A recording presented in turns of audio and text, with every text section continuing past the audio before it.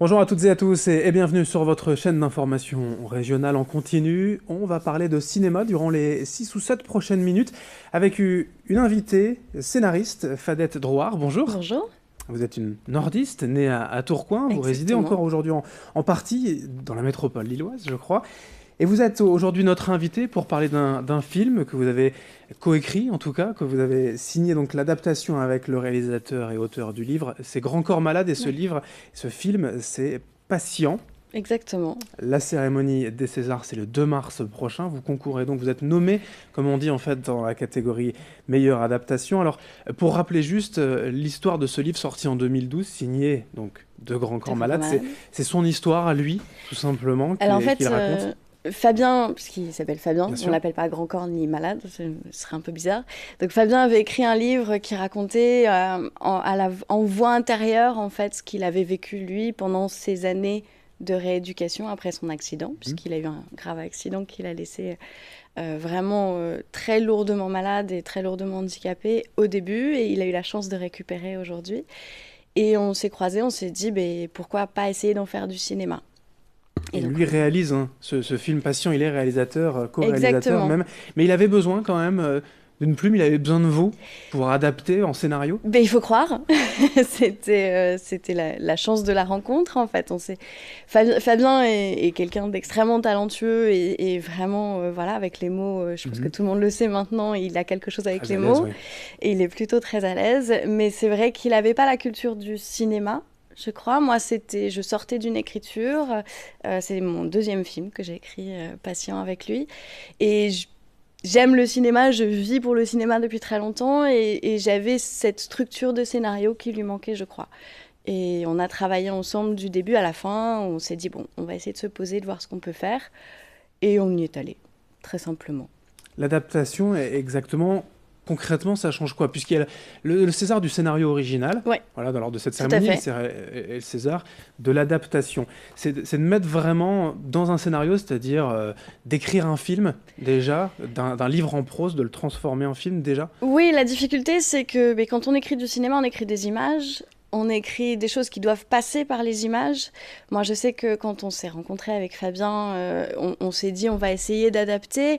Et moi, les premières choses que je lui ai dit, c'est je te préviens, l'histoire d'un homme qui va s'en sortir, ça m'intéresse pas. Je voudrais quelque chose de plus universel, de plus fictionnalisé. Et je lui ai proposé qu'on essaye de sortir un petit peu cette histoire de lui, que ce soit pas lui, parce que le livre était vraiment au jeu, donc c'était compliqué. Même si c'est patient avec un S, hein, quand même. Il Ouais, parle finalement de tous ceux qui l'entourent, des tétraplégiques, des complètement. paraplégiques, qui retrouvent petit à petit le goût à la vie. Quand on voit la bande-annonce du film, déjà, sans voir le film en entier, il y a quand même beaucoup d'humour, de dérision. Ce sont des scènes assez tragiques quand on est dans un centre de rééducation, qu'on a perdu l'usage de ses membres, mais pourtant on trouve déjà beaucoup d'humour. C'était notre volonté première. Ni Fabien ni moi n'avons cette tendance au mélo. Mhm. Vraiment, voilà, c'est quelque chose d'un peu naturel. Et on voulait pas en faire du mélo. Alors c'est vrai que ce qu'on raconte est très dramatique, parfois très tragique. Mais on avait envie que les gens voient le film. Moi, je pense et je reste toujours persuadée qu'il n'y a pas mieux que la comédie pour faire passer des choses, que quand on a ri avec quelqu'un, on est encore plus proche de lui. Et je trouve que, voilà, on voulait mettre l'accent sur la comédie, on a voulu mettre des vannes, au point où les premiers jours de tournage, les producteurs sont venus sur le tournage et ils nous ont regardés, ils ont dit c'est pas un peu trop joyeux? Et on leur a dit mais attendez, on est en train de tourner dans un centre de rééducation, c'est des gens en fauteuil, vous voyez bien que les histoires sont tragiques. Je dis oui mais quand même vous rigolez beaucoup. Ben oui, parce qu'il y a aussi un sourire du tragique. Dans le livre aussi, il y avait cette dérision, ou peut-être pas à ce point, c'est ce que vous avez apporté. Pas forcément à ce point-là. Après, oui, c'est une tendance naturelle de Fabien de voir le bon côté des choses Mhm. et d'aller dans la vanne aussi toujours. Et c'est vrai on est très, très drôle et très dans la vanne. Il l'est aussi. Dans le bouquin, il y était. Il y avait quelques moments où il y avait des aphorismes assez drôles, en fait. Et on a gardé un peu de ça et on a poussé la chose jusqu'à aller à la franche comédie parfois. Surtout en fait dans la relation qu'il peut y avoir entre patients, entre voilà, patients soignés, mais avec les soignants aussi eux-mêmes, comment on peut créer des relations qui deviennent forcément proches, puisqu'on vit ensemble dans un centre de rééducation. Mais c'est ça, il y a un petit mécanisme de bulle qui se met en place. C'est des gens qui vont vivre ensemble des choses très dures, qui ont une base commune de souffrance malgré tout, qui vont apprendre à vivre ça. Et après, nous, ce qu'on voulait, c'est l'histoire de 4 gamins de 20 ans qui sont coincés dans des fauteuils et qui doivent réapprendre entièrement leur vie. Et c'est vrai que cette histoire-là nous importait beaucoup et qu'on s'est dit, 4 gamins de 20 ans... ça se vanne, même si c'est dur et même s'il y a des choses très, très compliquées, c'est impossible de ne pas se vanner.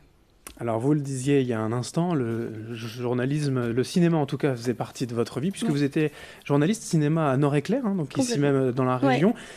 Vous serez donc nommé le 2 mars prochain, le soir, pour cette cérémonie des Césars, dans la meilleure adaptation. Qu'est-ce qui a fait, en fait, que vous êtes passé comme ça, finalement, j'allais dire, pas de l'ombre à la lumière, mais en tout cas, de la critique à l'acte et vraiment au scénario? Moi, ça fait longtemps que je mange du cinéma.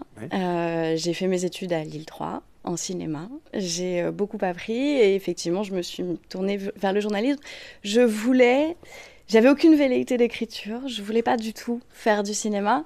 Je voulais parler du cinéma parce que c'est une vraie passion. Je voulais expliquer aux gens ce que je trouvais de beau dans un film, ce que j'aimais dans un film, les pousser à aller voir des choses un peu différentes, peut-être parfois. J'avais envie de ça. Et du coup, je m'étais dit, bon, voilà, journaliste au cinéma, c'est mon rêve. Ça semblait déjà inatteignable. Et pour autant, voilà, ça s'est fait. J'étais à Nord-Éclair, j'étais très, très heureuse là-bas. Et puis un jour, j'ai croisé Ramzy, qui avait un scénario, mais il n'arrivait pas à s'en dépêtrer. Et on s'est mis à écrire à deux. Et ça s'est fait vraiment dans l'inconscience. Je ne me suis pas rendu compte que j'étais en train de glisser, mais j'ai glissé. C'est le film Hibou. Voilà, exactement. Signé de Ramzy Bedia, d'Éric et Ramzy. Et c'est donc la deuxième adaptation que vous signez avec Passion.